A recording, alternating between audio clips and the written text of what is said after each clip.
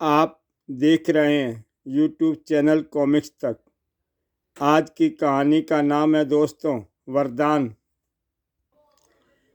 तेरी तलवार लाख प्रलंकारी सही भोकाल, तू विश्व का सबसे बड़ा तलवारबाज सही भोकाल, फिर भी तेरी तलवार तपासुर के सामने नहीं ठहर पाएगी। देख, इसी के साथ भोकाल के हाथ से भोकाल की तलवार छूट जाती है। अब तू निश्चय ही अपना बाहुबल आजमाना चाहेगा भोकाल। अब दो योद्धा आमने सामने थे। आ, उसे भी आजमा ले और मुंह की खा ले धड़ाम।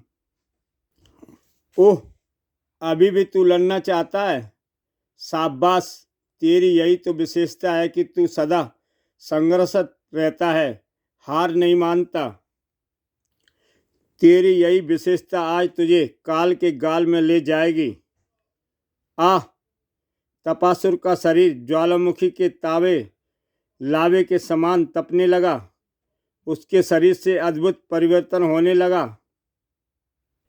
अगले ही पल खच्चाक, इसी के साथ भोकाल की गर्दन उसके धड़ से अलग हो गई।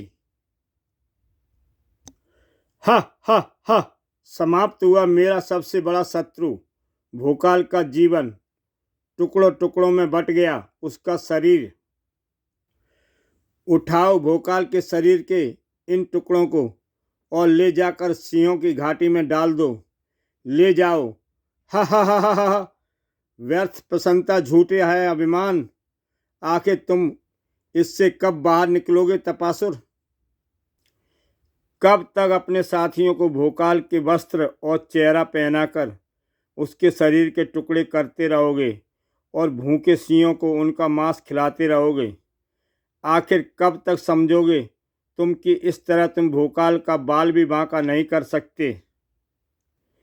समझता हूँ गुरुदेव, सब समझता हूँ मैं, पर इस हृदय का क्या करूँ जिसमें भोकाल से अपने बड़े भाई हिमराज की मौत का प्रतिशोध लेने की ज्वाला भड़क रही है।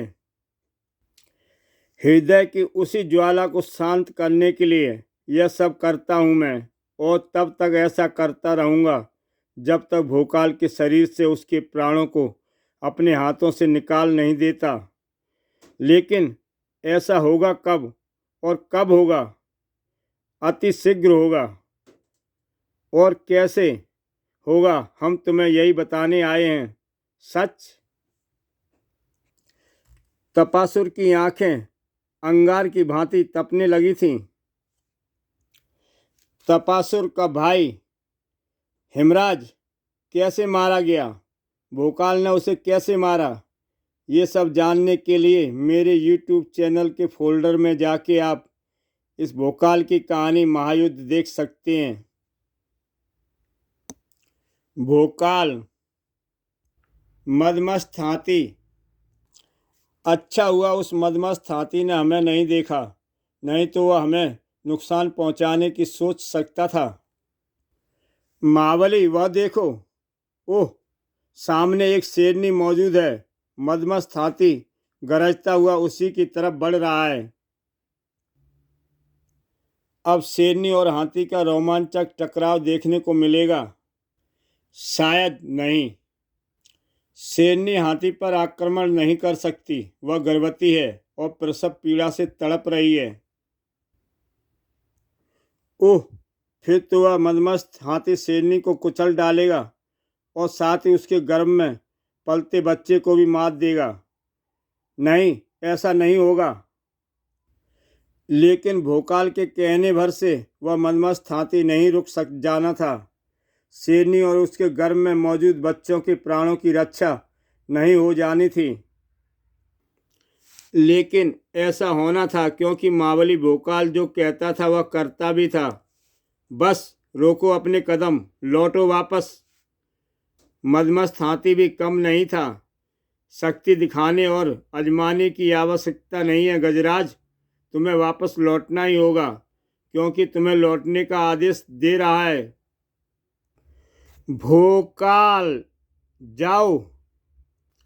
तड़प कर वह हाथी चिंगारता हुआ दौड़ा, लेकिन क्या जानता था वह कि उसका सामना महाबली भोकाल से था, और जो महाबली भोकाल की बात मानता है वह फायदे में रहता है।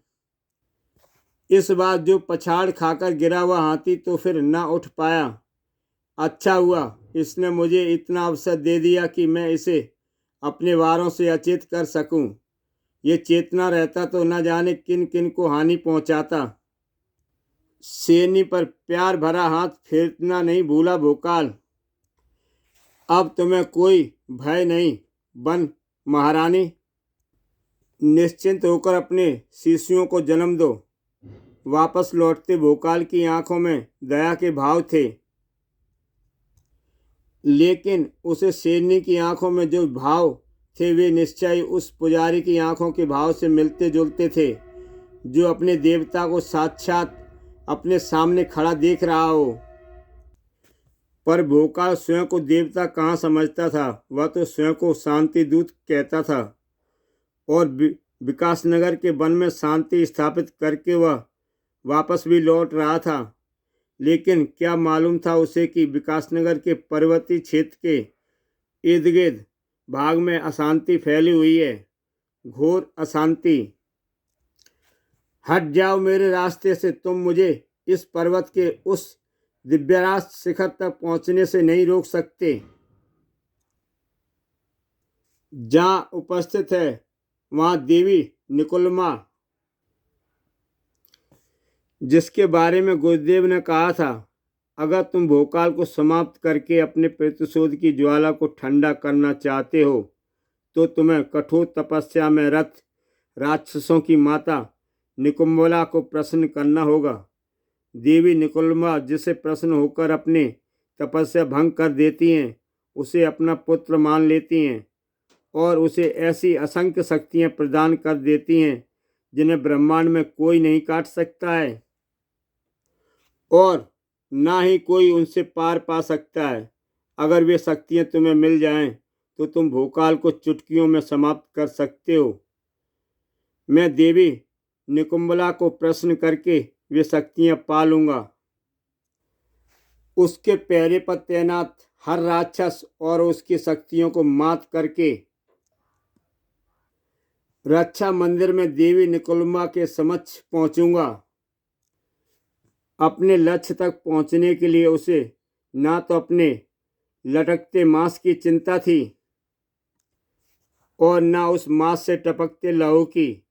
आखिरकार मैं पहुंच गया, मैं देवी निकुम्बला तक पहुंच गया। जय हो देवी निकुम्बला की। अपनी दिव्य दृष्टि मुझ पर डालकर मुझे कृतज्ञ करें। ओह, मेरी करुण पुकार आपके कानों तक नहीं पहुंच पा रही। मेरे शरीर की यह दशा आपको आंखें खोलने के लिए विवश नहीं कर रही हैं। शायद मेरे प्रयास में अभी भी कोई कमी रह गई। कोई बात नहीं, जो कमी रह गई है उसे मैं अभी पूरा किए देता हूँ। अपना शीश आपके चरणों में चढ़ाकर। तपासुर के धड़ से अलग हुआ उसका शीश अगले ही क्षण तड़पता हुआ देवी निकुम्बला के कदमों में जा गिरा।